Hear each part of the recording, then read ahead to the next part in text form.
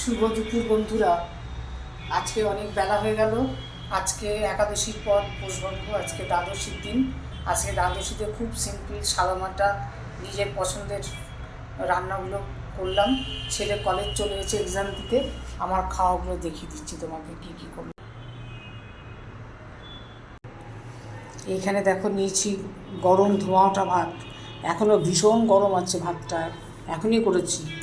এখানে করেছিলাম বেগুন ভাজা, এইখানে করেছিলাম তোমার আলু পেঁপে সেদ্ধ, এইটা হচ্ছে কচু সেদ্ধ, কাঁচা লঙ্কা নুন দিয়ে মাখা, দুটোই সর্ষের তেল আর কাঁচা লঙ্কা দিয়ে মাখা।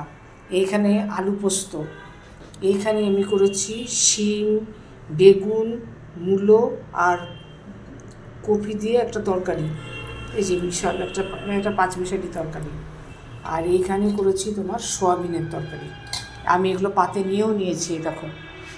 আর এই যে কালকের এই যে আলু পোস্ত দেখো, এখানে হচ্ছে কচু সেদ্ধ, পেঁপে সেদ্ধ, 2 পিস বেগুন ভাজা, এখানে হচ্ছে আলু পোস্ত, আর এখানে সোয়াবিনের তরকারি। এই তো আমার আজকের মেনু। তোমাদের কেমন লাগলো? দ্বাদশীর দিনের সবাই নিশ্চয়ই এরকমই খায় সবাই। তোমরা সবাই কেমন আছো? খুব ভালো থেকো, অনেক ভালোবাসা নিও।